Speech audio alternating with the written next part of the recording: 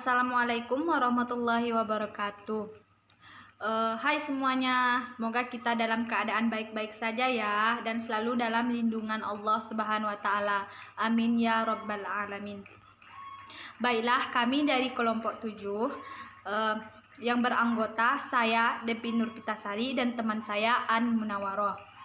Di sini kami akan menjelaskan atau mendeskripsikan tentang teknik analisis komparasional bivariat. Teknik analisis komparasional.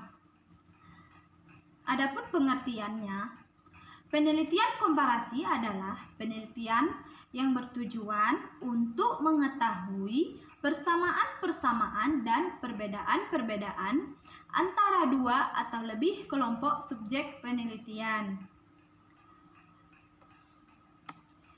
Teknik analisis komparasional yaitu salah satu teknik analisis kuantitatif atau salah satu teknik analisis statistik yang dapat digunakan untuk menguji hipotesis mengenai ada tidaknya perbedaan itu, apakah perbedaan itu merupakan perbedaan yang berarti atau meyakinkan atau signifikan, ataukah bahwa perbedaan itu hanyalah secara kebetulan saja. Analisis komparasional bivariat.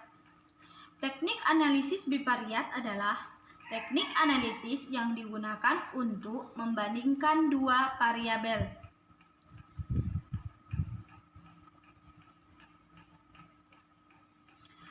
Teknik analisis yang digunakan untuk membandingkan dua variabel antara lain yang pertama ada uji tes atau tes T, yang kedua ada uji chi-kuadrat.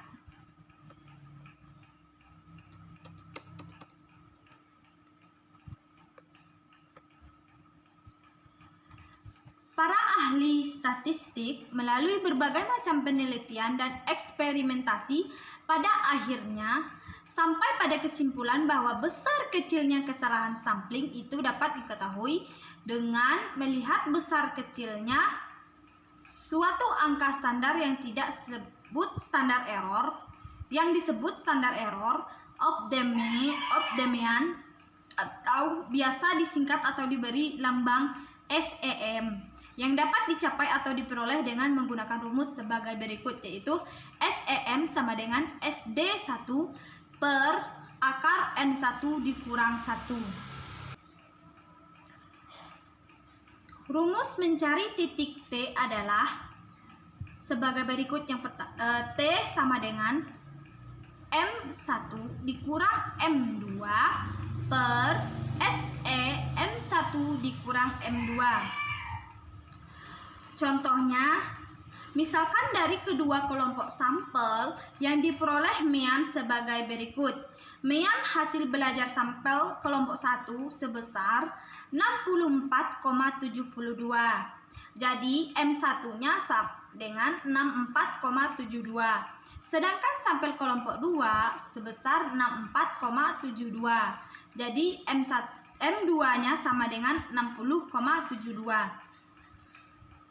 Sedangkan standar error perbedaan dua mean sampel telah kita ketahui sebesar 0,943 atau SE M1 dikurang M2 sama dengan 0,943. Dengan demikian, berapa harga T? Maka T sama dengan M1 dikurang M2 per SE M1 dikurang M2.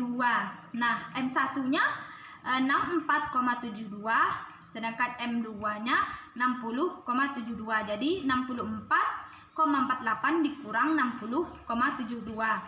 Nah, per SE M1 dikurang M2 itu 0,943. Jadi 64,48 dikurang 60,72 per 0,943. Jadi hasilnya 3,99. Tes T digolongkan menjadi dua, yaitu tes T untuk sampel kecil atau N kurang dari 30. Tes T untuk sampel kecil dibedakan menjadi dua, yaitu tes T untuk sampel kecil yang kedua sampelnya satu sama lain saling berhubungan. Tes T untuk sampel kecil yang kedua besarnya sampel satu sama lain tidak ada hubungannya.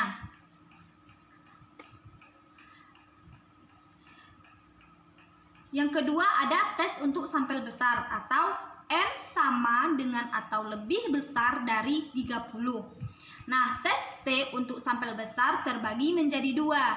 Yang pertama, tes T untuk sampel besar, yang kedua sampelnya satu sama lain saling berhubungan. Yang kedua, tes T untuk sampel besar, yang kedua sampelnya satu sama lain tidak saling berhubungan. Oke. Baiklah, saya An Munawaroh akan melanjutkan penjelasan dari kawan saya, Devi Nurfitasari, yaitu tentang Chi kuadrat. Tes Chi kuadrat adalah teknik analisis komparasional yang melandaskan diri pada perbedaan frekuensi dan data yang sedang kita selidiki. Teknik analisis Chi kuadrat dapat dibedakan menjadi 6 golongan, yaitu sesuaikan dengan keadaan data atau maksud penggunaannya. A. Tes Chi kuadrat untuk menguji atau mengetes perbedaan frekuensi variabel tunggal. B. Tes Chi kuadrat untuk menguji atau mengetes perbedaan frekuensi variabel ganda di mana terdapat sel yang berfrekuensi kurang dari 10 atau lebih dari 10. C. Tes Chi kuadrat untuk menguji atau mengetes perbedaan frekuensi variabel ganda di mana terdapat sel yang berfrekuensi kurang dari 10 atau dengan koreksi Y-tes. D. Tes Chi kuadrat untuk menguji atau mengetes perbedaan presentase. E. Tes Chi kuadrat untuk menguji atau mengetes signifikat korelasi. F. Tes Chi kuadrat untuk menguji atau mengetes signifikat normalitas distribusi frekuensi. Baiklah, itu tadi presentasi dari kami kelompok 7. Semoga dapat bermanfaat bagi kita semua. Saya akhiri. Wassalamualaikum warahmatullahi wabarakatuh.